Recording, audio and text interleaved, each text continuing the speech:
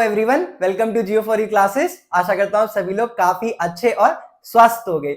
आज हम लोग क्लास 12 का जो हमारी ज्योग्राफी का Indian people and economic book है जो पार्ट 2 है, आज उसका बहुत ही इंटरेस्टिंग टॉपिक कवर करने जा रहे हैं। और आज अपने टॉपिक का नाम है ह्यूमन सेटलमेंट। बहुत ही इंटरेस्टिंग है। और अगर किसी ने 12th क्लास का जो प्रॉपर सिलेबस नहीं देखा है वो वीडियो जाके देख लो, डिस्क्रिप्शन में भी लिंक डला है।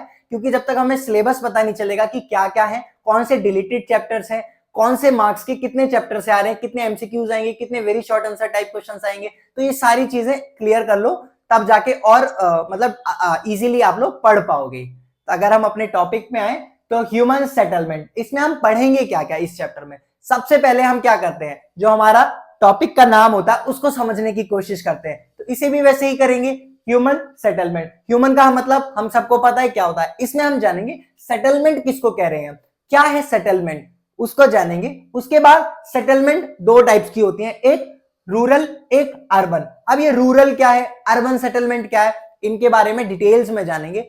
उसके बाद जब रूरल और अर्बन सेटलमेंट को जान लेंगे, हम कुछ टाइप्स देखते हैं कि रूरल सेटलमेंट के कुछ अलग टाइप्स हैं, अर्बन सेटलमेंट के कुछ अपने टाइप्स हैं, उनके बारे में जानेंगे। और उसके बाद जानेंगे फैक्टर्स कि कौन से फैक्टर्स हैं जो इन सेटलमेंट के लिए रिस्पॉन्सिबल है। मतलब बहुत सारे फैक्टर्स हैं, उनको अलग से डिटेल्स में जानेंगे। तो इस चैप्टर में हमें बस 3 चीजें पढ़नी है। क्या?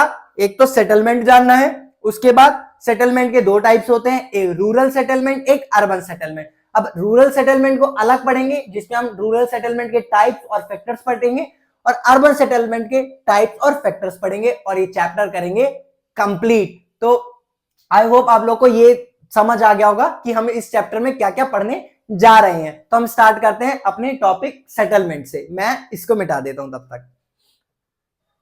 तो हम लोगों को सबसे पहले ये समझना है कि सेटलमेंट आखिर किसको कह रहे हैं, हम सेटलमेंट का मतलब है क्या।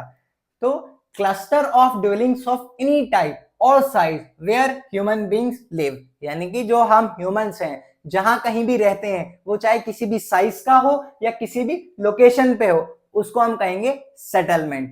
समझ आया ना कि हम लोग जहां रहते हैं, जैसे हम किसी भी गांव में, किसी भी शहर में, तो वो क्या है, वो ह्यूमन सेटलमेंट है। क्या है? सेटलमेंट।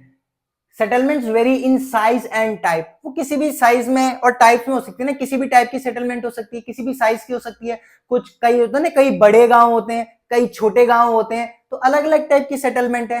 तो सेटलमेंट समझ आ गया ना। इसी तरीके से सेटलमेंट इज ऑफ 2 टाइप्स, एक रूरल सेटलमेंट और एक अर्बन सेटलमेंट। रूरल मतलब यानी कि ग्रामीण जो क्षेत्र होते हैं वो, और एक शहरी क्षेत्र। तो इन दोनों में हमने बांट रखी है सेटलमेंट को। अब इनके डिफरेंस को समझते हैं। तो जो रूरल सेटलमेंट होती है और जो अर्बन सेटलमेंट होती है, इनके जो बेसिक डिफरेंस होता है ना बेटा, वो depend on land for basic economic needs. यानी कि जो गांव के लोग हैं उन पे रोजगार का साधन क्या है, उनका खेत, उनकी जमीन, सिर्फ उसी पे ही वो डिपेंड है अपनी सारी जरूरतों के लिए। अगर उनको बच्चे पढ़ेंगे, अगर उनका जो खाना है, घर का राशन पानी, सब कुछ किससे आएगा, उनकी जो भी इकोनॉमिक नीड्स है सिर्फ उस खेत से। ठीक है। वहीं अगर हम शहरों की बात करें, अर्बन एरिया की बात करें, तो depend upon processing of raw materials and manufacturing of finish goods and services. यानी कि शहरों में क्या होता है, गांव में तो सब लोग खेती ही करते हैं, लेकिन शहरों में क्या करते हैं लोग, अलग अलग फैक्ट्रीज में होते हैं, बहुत सारी सर्विसेज में होते हैं। तो मेनली क्या है, मैन्युफैक्चरिंग चीजों में होते हैं। तो ये लोग डिपेंड किसमें, ऑन लैंड पे, और ये लोग डिपेंड किसमें, सर्विसेज और अलग मैन्युफैक्चरिंग फैक्ट्रीज या गुड्स पे।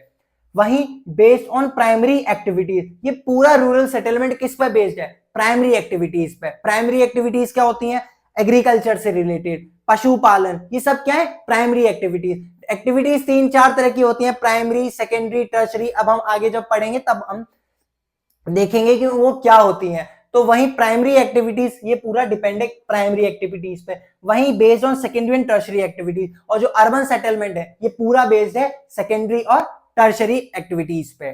वहीं पीपल आर लेस मोबाइल, जो रूरल सेटलमेंट के होते हैं, पीपल आर लेस मोबाइल, यानी कि लोग ज्यादातर क्या मतलब सोशली नहीं होते ना। और वहीं अगर हम अर्बन की बात करें, way of life is complex and fast, कितनी भाग दौड़ बड़ी जिंदगी है ना शहरों की। आज सुबह ऑफिस जा रहे हैं जल्दी जल्दी में, बस पकड़ रहे हैं जल्दी में, फिर ऑफिस पहुंच रहे हैं जल्दी में, फिर वापस ही जल्दी में आ रहे हैं। मतलब बहुत ही कॉम्प्लेक्स है और बहुत ही फास्ट है। शहर हमेशा ऐसा ही तो लगता है कितनी तेज भाग रहा है, और वहीं गांव की तरफ बात करें तो कितना लगता है एकदम ठहराव सा लगता है ना गाँव में, तो ये फर्क है। वहीं सोशल रिलेशंस आर इंटीमेट, जो शहरों के हम सोशल रिलेशंस देखते हैं आपस में, अभी भी कितने सारे ज्वाइंट फैमिलीज वहां पे रहती हैं, और social relations intimate is like कि हम तीज त्योहार आसपास के लोगों को जानते हैं। अगर किसी भी बगल वाले घर में कोई परेशानी आती है तो पूरा गांव खड़ा होता है। ऐसा नहीं कि मेरे को तो भाई ऑफिस जाना है, मैं जा रहा हूं, मुझे क्या मतलब है, यहाँ एक्सीडेंट हो गया, पड़ा रहने दो इसको। ऐसा गांव में बिल्कुल नहीं होता है। वहीं शहरों में क्या होता है, सोशल रिलेशंस आर फॉर्मल, बहुत ही फॉर्मल काइंड ऑफ रिलेशन होते हैं। किस तरीके से, बस हाय हेलो वाले, सिर्फ और हाय हेलो वाले होते हैं। आप फ्लैट में रह रहे हो, ऊपर वाले फ्लैट में कौन रह रहा है, नीचे वाले फ्लैट में कौन रह रहा है, आप ये जान ही नहीं पाओगे। बगल वाले फ्लैट में कौन रह रहा है, कभी राम राम या नमस्ते हो गई, महीने 6 महीने में तो हो गई, वरना नहीं पता। तो ये डिफरेंस है रूरल सेटलमेंट और अर्बन सेटलमेंट में। आप लोग से डिफरेंस पूछ सकते हैं कि रूरल और अर्बन सेटलमेंट में डिफरेंस बताओ, तो हमें ये लिखना है, ठीक है। वहीं हम बात करते हैं इनकी, अब हमने रूरल सेटलमेंट पढ़ लिया, अर्बन सेटलमेंट, दोनों के डिफरेंस पढ़ लिया। अब हम अलग से पढ़ते हैं सिर्फ और सिर्फ रूरल सेटलमेंट को, और फिर उसके बाद पढ़ेंगे अर्बन सेटलमेंट को। तो अगर हम रूरल सेटलमेंट की बात करें, अगर इसके हम टाइप्स जानते हैं, टाइप्स ऑफ रूरल सेटलमेंट, तो it can broadly be put into 4 types. 4 types हमने रूरल सेटलमेंट को डिवाइड कर दिया। First one is clustered, second one is semi clustered, third one is hamleted and fourth one is dispersed. अब clustered क्या होता है, found in fertile alluvial plains and in the north eastern states, यानी कि जो alluvial planes अपने जहां पे भी मिलते हैं, जो नॉर्थ ईस्टर्न प्लेन्स है, जो नॉर्थ में प्लेन्स है ना, यूपी, बिहार, पंजाब, हरियाणा, यहां मिलते हैं, और नॉर्थ ईस्टर्न स्टेट्स में मिलते हैं देखने को। डेवलप अलोंग रिवर वैलीज, यानी कि जो रिवर है उनके आसपास वैलीज में ये देखने को मिलते हैं। वहीं सेमी क्लस्टर्ड क्या होता है, सोसाइटी चूज और force to live a little away from the main village. अगर एक मेन गांव है, तो लाइक ये एक गांव है, मेन जो गांव है, कुछ या तो फोर्स की वजह से या तो खुद कुछ चूज करते हैं। कुछ ऐसे परिवार होते हैं ना जो किसी अलग एक छोटा सा गांव बसा लेते हैं यहाँ पे, इस तरीके से। तो ये लोग यहाँ से, कुछ परिवार यहाँ से शिफ्ट करके यहाँ आ जाते हैं, उसको हम बोलते हैं सेमी क्लस्टर। या तो किसी फोर्स की वजह से, बहुत सारे फैक्टर्स हो सकते हैं, जातिवाद हो सकता है या और भी कुछ चीजें हो सकती हैं, तो उसको हम ऐसे सेटलमेंट को बोलते हैं सेमी क्लस्टर्ड सेटलमेंट। ये कहाँ देखने को मिलते हैं, गुजरात प्लेन्स हैं और सम पार्ट्स ऑफ राजस्थान में। वहीं हम हेमिलेटेड की बात करें तो पमना, नगला, इन्हें लोकली नाम बोलते हैं। ये भी सेम एज सेमी क्लस्टर्ड ही है, कि छोटे छोटे जो गांव परिवार रहते हैं, 2-4 परिवार गांव से अलग कहीं रहने लगे, तो उनको लोकल बोलते हैं, पन्ना बोलते हैं या तो नगला बोलते हैं, इस तरीके से। वहीं middle and lower Ganga plain में भी ये देखने को मिलते हैं। वहीं डिस्पर्स की बात करें तो ये शायद नीचे आप लोगों को कैमरे में दिख नहीं रहा होगा, मैं पढ़ के बता देता हूं। Appears in the form of isolated huts in remote jungles और हिल्स, यानी कि आप कभी भी हिल्स पे गए होगे, हिली एरिया पे गए होगे, तो वहां आप लोगों ने हमेशा देखा होगा कि एक घर इस पहाड़ पे, एक घर इस पहाड़ पे, एक इस अल्टीट्यूड पे, इस अल्टीट्यूड पे, मतलब बहुत दूर दूर घर होते हैं, तो एक छोटे छोटे हर्ट की तरह। तो उसको वहां उसको बोलते हैं डिस्पर्स सेटलमेंट। ये कहां देखने को मिलते हैं, ये मेघालय में, हिमाचल प्रदेश में, उत्तराखंड में देखने को मिलते हैं। तो आपसे रूरल सेटलमेंट के टाइप्स पे भी एक क्वेश्चन आ सकता है, तो हमें एज इट इज ये चारों के बारे में लिखना है और इनके बारे में ऐसे थोड़ा थोड़ा लिखना है। अब टाइप्स के बाद हम फैक्टर्स को जानते हैं कि कुछ फैक्टर्स हैं रूरल सेटलमेंट के, यानी कि लोग कौन से ऐसे फैक्टर को देखते हैं और वहां पे वो रहते हैं, मतलब क्या है वो फैक्टर्स जो चूज करते हैं लोग कि हाँ मुझे तो भाई यहीं रहना है। तो कुछ physical features, cultural and ethnic factors हैं और कुछ सिक्योरिटी फैक्टर्स हैं। अगर हम फिजिकल फीचर्स की बात करें तो नेचर ऑफ टेरेन, हम यही तो देखते हैं कि नेचर ऑफ टेरेन कैसा है, यानी कि जमीन है कैसी, पहाड़ी क्षेत्र है, मैदानी क्षेत्र है, किस तरीके का क्षेत्र है, वहां का एल्टीट्यूड कितना है, मतलब ज्यादा ऊंचाई पे है या नीचे है, क्लाइमेट कैसा है, वहां पे कितनी बारिश होती है, क्या है, मतलब सारी चीजें। उसके बाद अवेलेबिलिटी ऑफ वाटर, ये तो बहुत मेन है, पानी का स्रोत है कि नहीं, तो ये सारी चीजें हम देखते हैं ना, तभी तो हम एक जगह अपना घर बसाते हैं। ऐसा तो नहीं कि हम पहाड़ों में ऊपर जाके बस जाएंगे। अगर हमसे बोले कि नहीं हम हमें घर खरीदना है लद्दाख में जाके, तो हम लद्दाख में जाके घर खरीदेंगे? वैसे तो वैसे भी नहीं खरीद सकते, लेकिन हम अपनी चॉइस से भी नहीं खरीदेंगे, क्योंकि वहां का क्लाइमेट बहुत अलग है ना, वहां का टेरेन बहुत अलग है, खाएंगे क्या, उगाएंगे क्या।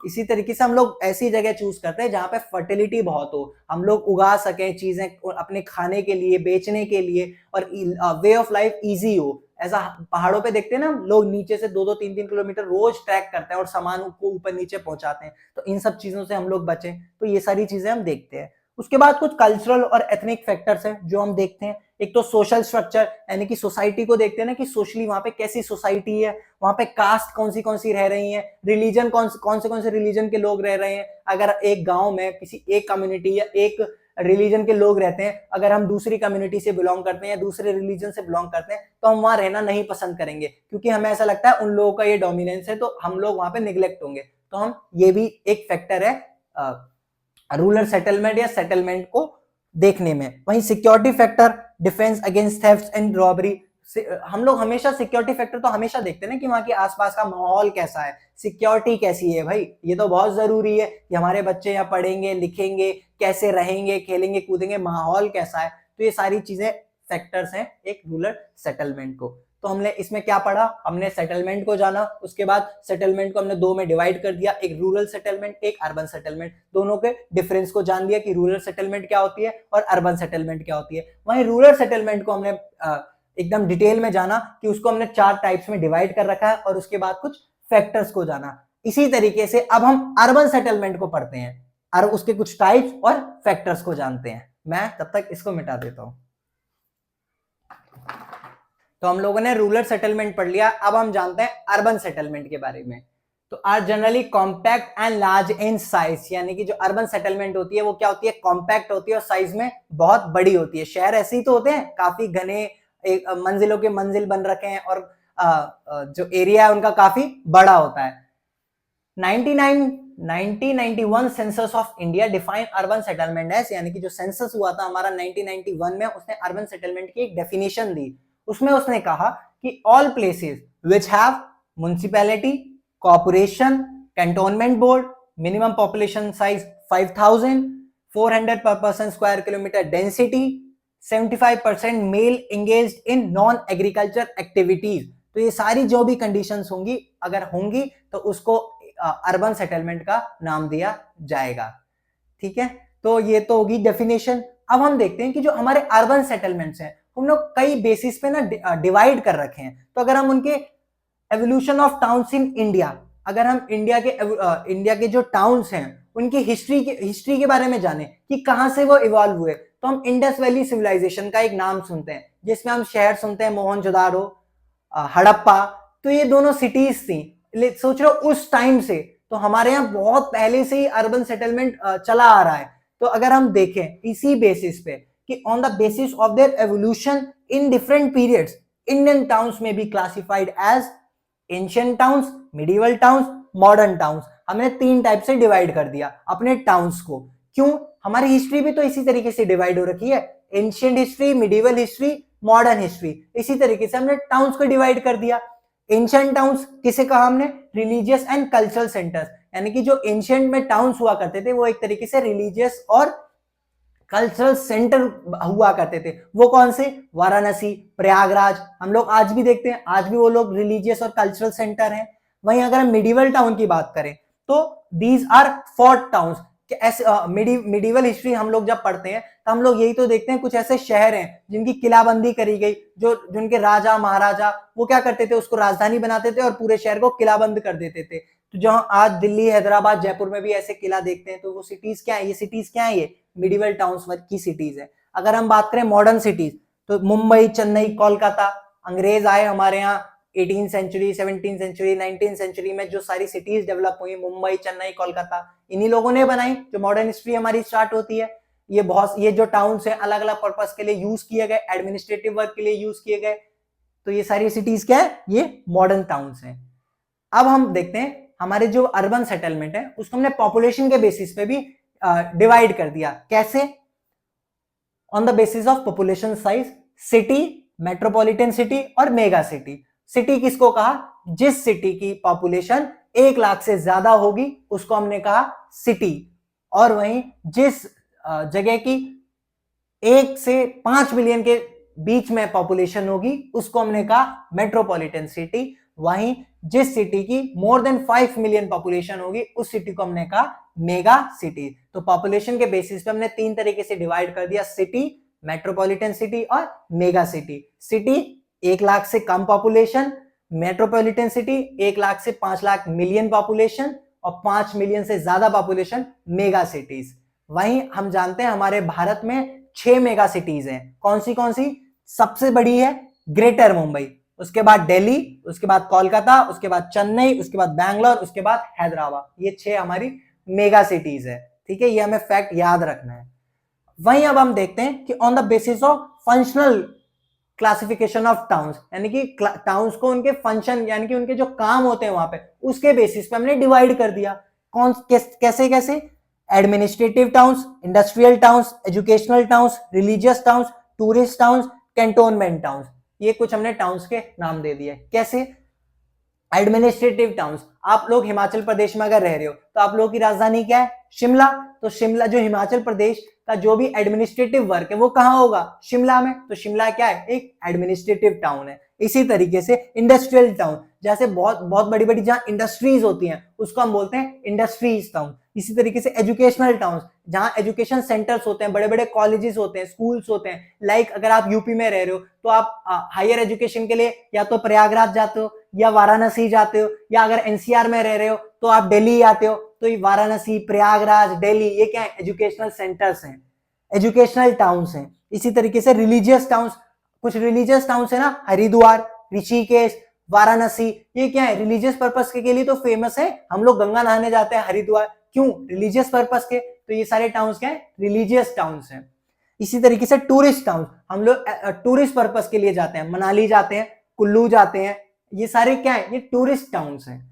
कैंटोनमेंट टाउन्स, जो डिफेंस अपना कैंटोनमेंट एक एरिया डेवलप करती है। आपने अंबाला कैंट का नाम सुना हो, तो वो अंबाला कैंट क्या है? अंबाला सिटी क्या है? एक कैंटोनमेंट टाउन है। तो इसी तरीके से हमें ये फंक्शनल क्लासिफिकेशन ऑफ टाउन्स को भी समझ लिया। तो आई होप आप लोगों को एक काफी अच्छे से समझ आ गया होगा। इस चैप्टर में हमने शुरुआत करी थी सेटलमेंट से, कि सेटलमेंट किसको कहते हैं। उसके बाद हमने सेटलमेंट को 2 टाइप्स में डिवाइड कर दिया था, रूरल सेटलमेंट, अर्बन सेटलमेंट। फिर उसके बाद उन दोनों को हमने डिफरेंसेस को जाना था। उसके बाद हमने रूरल सेटलमेंट को अलग से पढ़ा, उसके टाइप्स पढ़े और उसके कुछ फैक्टर्स पढ़े। उसके बाद हमने अर्बन सेटलमेंट को पढ़ा, उसके कुछ टाइप्स पढ़े और किस तरीके से हमने उसके अलग अलग on the basis of evolution, population और उसके एडमिनिस्ट्रेटिव पर्पस के डिवाइड कर दिया टाउन्स को। तो यहाँ से अपना टॉपिक ये खत्म होता है। आई होप आप लोगों को काफी अच्छे से समझ आ गया होगा, और अगर नहीं समझ आता है तो प्लीज मुझे कमेंट करके जरूर बता दिया करो, ताकि मैं और अच्छे से आप लोगों को समझाने की कोशिश कर सकूं। मिलते हैं नेक्स्ट टॉपिक में, तब तक के लिए थैंक यू सो मच।